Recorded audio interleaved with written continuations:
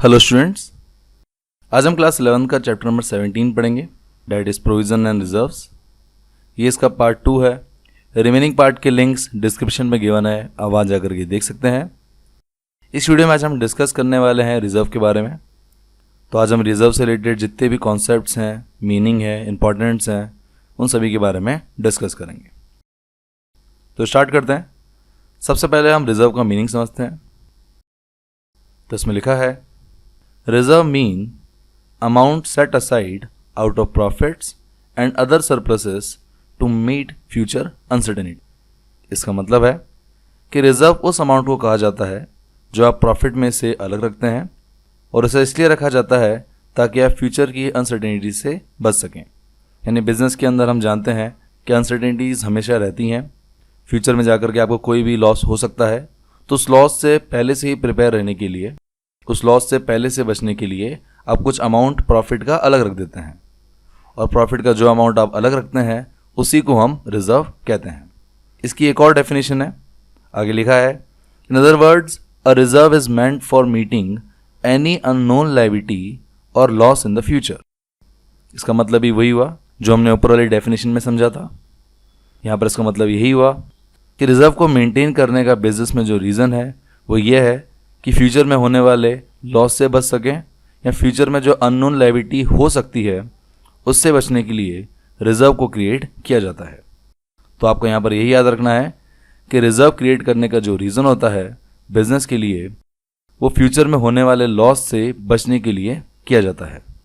यानी अगर आपके फ्यूचर में कोई भी लॉस हो तो उससे पहले से प्रिपेयर रखने के लिए आप प्रॉफिट का कुछ पार्ट अलग रखते हैं, और उसी पार्ट को हम रिजर्व कहते हैं। यहाँ पर रिजर्व के कुछ इंपॉर्टेंट पॉइंट्स हैं जो आपको याद रखने हैं। इन पॉइंट्स का जो ट्रीटमेंट है वो आप नेक्स्ट ईयर सीखेंगे क्लास 12 के अंदर। जब आप क्लास 12 के अंदर फंडामेंटल ऑफ पार्टनरशिप पढ़ेंगे तो इन नोट्स को आप प्रैक्टिकल सीख पाएंगे, पर अभी के लिए आपको सिर्फ इन्हें याद रखना है। तो इसमें फर्स्ट पॉइंट है, the amount of reserve does not represent any expense और loss and as such it is not debited to profit and loss account.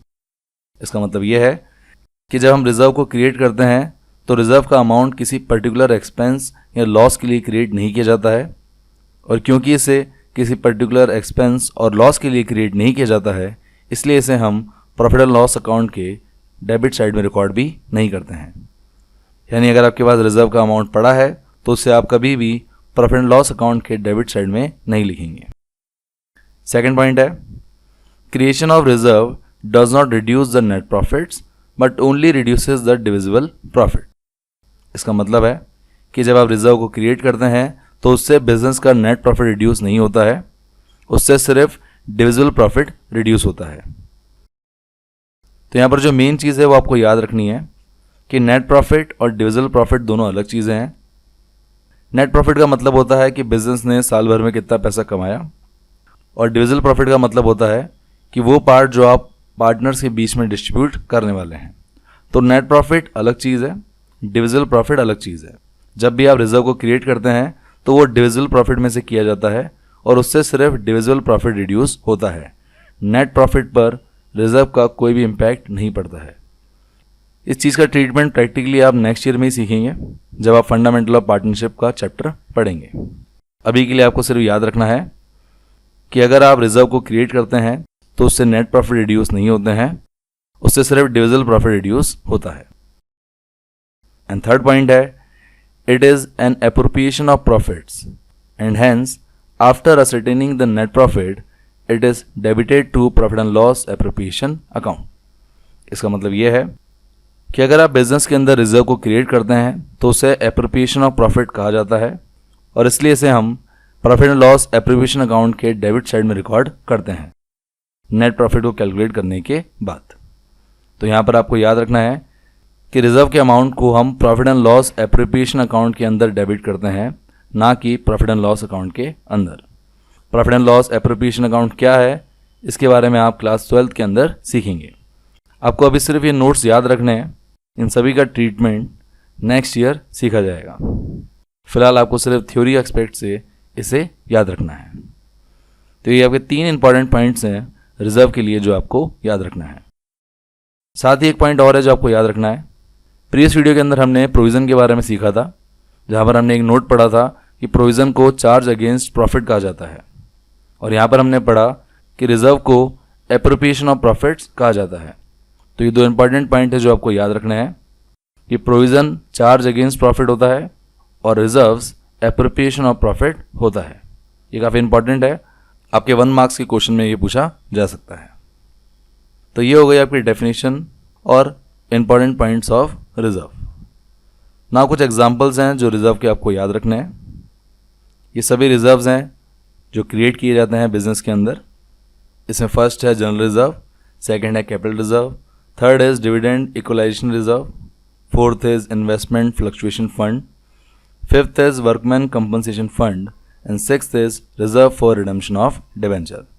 इन सभी के पर्पस हैं जिसकी वजह से बिजनेस के अंदर इन सभी रिजर्व को क्रिएट किया जाता है। अभी के लिए आपको डिटेल में ये सब जानने की ज़रूरत नहीं है, बस आप इनके नाम याद रख लीजिए, वही काफ़ी है। तो ये हो गया आपके एग्जाम्पल। नाउ हम डिस्कस करते हैं फीचर्स ऑफ रिजर्व। टोटल हम यहाँ 5 पॉइंट डिस्कस करेंगे रिजर्व के बारे में, जिसमें फर्स्ट पॉइंट है it is created out of net profits और divisible profits. As such the reserve are also termed as retain earning और अनडिस्ट्रीब्यूटेड प्रॉफिट्स। इसका मतलब यह है कि रिजर्व को क्रिएट करने के 2 तरीके हैं। या तो इससे आप नेट प्रॉफिट में से क्रिएट कर सकते हैं या फिर आप इससे डिविजिबल प्रॉफिट में से क्रिएट कर सकते हैं। और साथ ही रिजर्व के 2 और नाम हैं। रिजर्व को हम रिटेन अर्निंग भी कहते हैं या फिर इसे आप अनडिस्ट्रीब्यूटेड प्रॉफिट भी कह सकते हैं। यहाँ पर आप सोच रहे होंगे कि नोट में अभी हमने डिस्कस किया कि रिजर्व को नेट प्रॉफिट में से क्रिएट नहीं किया जाता, उसे डिविजिबल प्रॉफिट में से क्रिएट किया जाता है। वो वहाँ पर बिल्कुल सही चीज़ लिखी हुई है, पर अगर उस पॉइंट को आप वापस से पढ़ेंगे तो आप नोटिस करेंगे कि वो पॉइंट अलग था और ये पॉइंट अलग है। यहाँ पर इस पॉइंट का मतलब ये है कि रिजर्व को क्रिएट करने के लिए हम नेट प्रॉफिट और डिविजिबल प्रॉफिट दोनों का यूज़ कर सकते हैं, और इसके 2 और नाम हैं। एक है रिटेन अर्निंग और दूसरा है undistributed profit. Then second point है creation of reserve is not a legal necessity. इसका मतलब हुआ कि रिजर्व को क्रिएट करना एक लीगल नेसेसिटी नहीं है। बिजनेस के अंदर कंपलसरी नहीं है कि आपको रिजर्व क्रिएट ही करना है। ये सब बिजनेस के ऊपर डिपेंड करता है कि वो रिजर्व को क्रिएट करना चाहते हैं या नहीं। आगे लिखा है it is created voluntarily for strengthening the general financial position of the business and for meeting an unanticipated situation in the future. इसका मतलब यहाँ पर यही हुआ कि रिजर्व को क्रिएट वॉलंटरली किया जाता है, यानी बिजनेस अगर चाहे तो रिजर्व को क्रिएट कर सकता है, अगर नहीं चाहता तो वो क्रिएट नहीं करेगा। पर बिजनेस में रिजर्व को क्रिएट करना काफ़ी अच्छा होता है क्योंकि इससे आपकी फाइनेंशियल पोजीशन स्ट्रांग होती है, और साथ ही अगर फ्यूचर में कोई अननोन लायबिलिटी आ जाए तो उससे आप फाइट कर सकें, उसे इजीली कवर कर सकें, उस लॉस को कवर कर सकें। इसलिए रिजर्व को क्रिएट करना ज़रूरी है। देन आगे देखते हैं।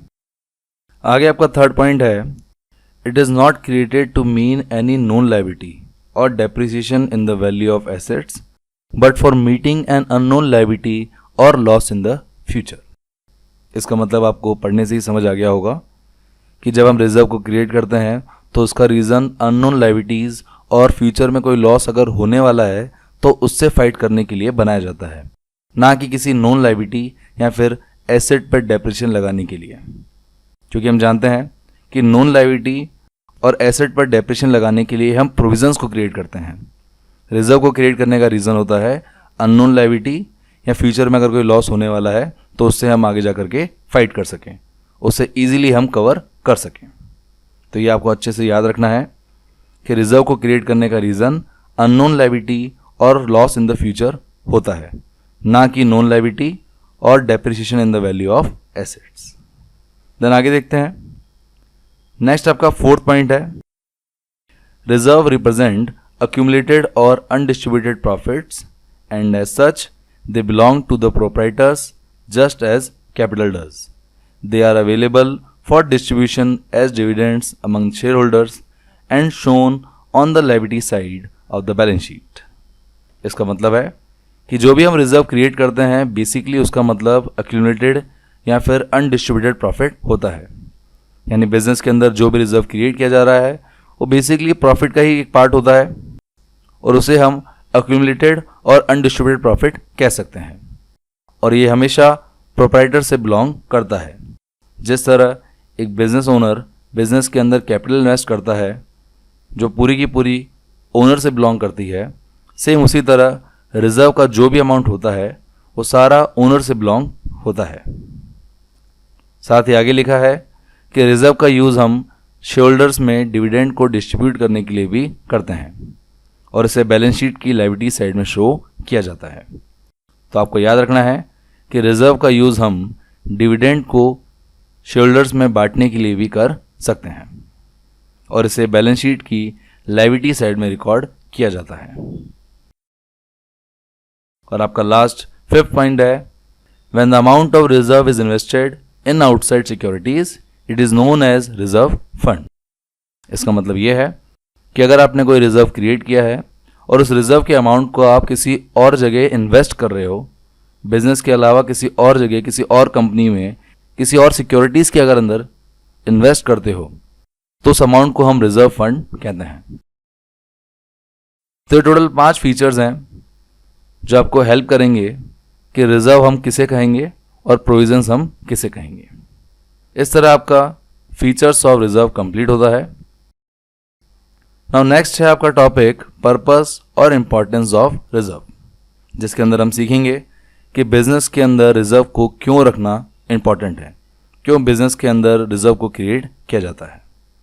इसमें सबसे पहला पॉइंट है helpful in meeting the unforeseen liability और लॉस। ये पॉइंट हम डेफिनेशन से ही डिस्कस करते आ रहे हैं, वापस से यहाँ पर लिखा गया है। इसका मतलब यहाँ पर यही है कि बिजनेस में होने वाली अनसीन लायबिलिटीज़, अननोन लायबिलिटीज़, उनसे बचने के लिए, फ्यूचर में कोई लॉस अगर होने वाला हो या फिर हो भी सकता है, उससे बचने के लिए पहले से ही हम कुछ अमाउंट रिजर्व के अंदर रख देते हैं और इसलिए बिजनेस के अंदर रिजर्व इंपॉर्टेंट है। इसमें लिखा हुआ है इफ़ एनी अनफोर्सिंग और abnormal loss arises in the future reserves can be utilised to meet such इवेंचुअलिटीज।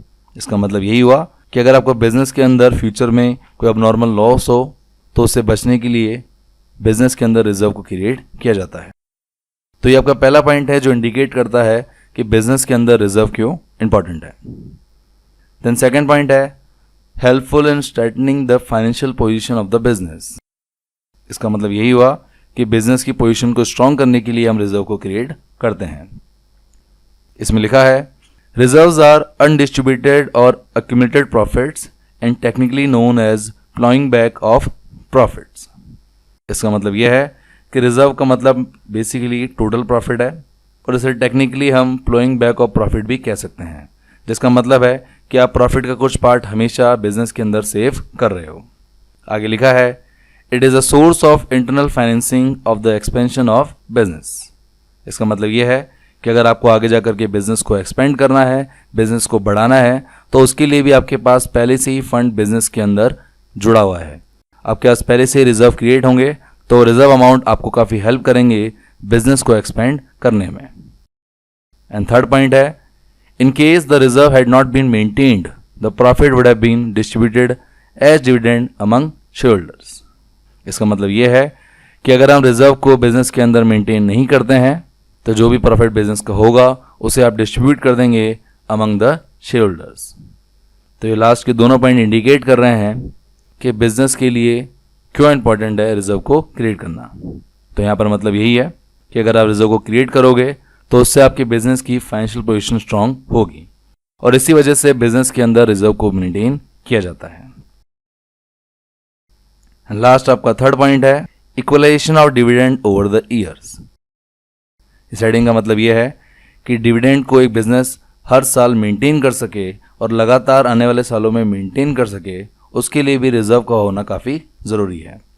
इसे काफ़ी अच्छे से एलेबोरेट किया गया है, तो पढ़ते हैं और समझते हैं। इसमें लिखा है goodwill of a company depends upon maintaining a uniform rate of dividends from year to year and also to increase the dividend steadily. इसका मतलब यह है कि अगर बिजनेस की गुडविल को मेंटेन करना है तो एक बिजनेस को, एक कंपनी को एक यूनिफॉर्म रेट डिविडेंड की रखनी पड़ती है हर साल, और साथ ही उस रेट में हर साल इंक्रीमेंट भी होते रहना चाहिए। यानी अगर आप एक कंपनी मेंटेन कर रहे हैं, एक कंपनी को रन कर रहे हैं और आपको गुडविल को मेंटेन रखना है, तो उस कंपनी का काफ़ी ज़्यादा ज़रूरी है अपने डिविडेंड को एक सही रेट पे, एक यूनिफॉर्म रेट में मेंटेन करना, और साथ ही हर साल अगर डिविडेंड वो ज़्यादा पे कर सके अपने शेयर होल्डर्स को तो उसे भी मेंटेन करना काफ़ी ज़रूरी है, ताकि आपकी कंपनी की गुडविल भी मेंटेन हो सके। आगे लिखा है, reserves help the directors to achieve this objective because in the periods of inadequacy of profits the amount can be withdrawn from reserve. इसका मतलब यह हुआ कि अगर आपको कंपनी की गुडविल को मेंटेन रखना है तो उसके लिए रिजर्व काफ़ी हेल्पफुल होते हैं, क्योंकि किसी साल अगर आपको प्रॉफिट कम हुआ तो सिचुएशन के अंदर डायरेक्टर्स रिजर्व का अमाउंट यूज़ करके डिविडेंड का पेमेंट कर सकते हैं, और ऐसा करने से कंपनी की गुडविल मेंटेन रहेगी। और इसी वजह से रिजर्व्स को क्रिएट किया जाता है, ताकि जो डायरेक्टर्स हैं वो अपने गुडविल के ऑब्जेक्टिव को पूरा कर सकें, कंपनी की गुडविल को मेंटेन रख सकें, ताकि अगर कभी भी किसी साल प्रॉफिट कम हुआ तो हम रिजर्व अमाउंट का यूज़ करके डिविडेंड का पेमेंट इजीली कर सकें। आगे लिखा है, sometimes a reserve known as dividend equalisation reserve is also created for the specific purpose of equalisation the rate of dividend. इसका मतलब यहाँ पर यह है कि कई बार रिजर्व को पर्टिकुलरली इसी नाम से क्रिएट किया जाता है, जहाँ पर हम रिजर्व का नाम रखते हैं डिविडेंड इक्वलाइजेशन रिजर्व, और ये रिजर्व पर्टिकुलरली इसलिए क्रिएट किया जा रहा है ताकि ये कंपनी डिविडेंड के रेट को मेंटेन कर सके आने वाले सभी सालों में। तो यहाँ पर आप क्लियरली देख सकते हैं कि बिजनेस के अंदर रिजर्व का कितना ज़्यादा इंपॉर्टेंट रोल है, और ये तीनों पॉइंट इंडिकेट करते हैं कि हर बिजनेस के अंदर रिजर्व को क्रिएट किया जाना चाहिए। और इस तरह आपके इस वीडियो के सभी टॉपिक्स कंप्लीट होते हैं। आई होप आपको रिजर्व अच्छे से समझ आ गया होगा, रिजर्व से रिलेटेड सारे टॉपिक्स भी क्लियर हो गए होंगे। फिर भी अगर किसी पॉइंट में कोई डाउट हो तो आप मुझे कमेंट सेक्शन में पूछ सकते हैं, या फिर आप मुझे व्हाट्सएप पर भी कांटेक्ट कर सकते हैं। मेरा व्हाट्सएप नंबर डिस्क्रिप्शन में गिवन है। नेक्स्ट पार्ट के अंदर हम डिस्कस करेंगे टाइप्स ऑफ रिजर्व, जिसके अंदर हम बेसिकली रेवेन्यू रिजर्व और कैपिटल रिजर्व के बारे में डिटेल में डिस्कस करने वाले हैं। तो मिलते हैं नेक्स्ट वीडियो में। So thank you guys for watching this video. अगर ये वीडियो अच्छा लगे तो प्लीज़ लाइक कीजिए। For more videos subscribe my channel success eat and click on the bell icon for daily updates. Thank you.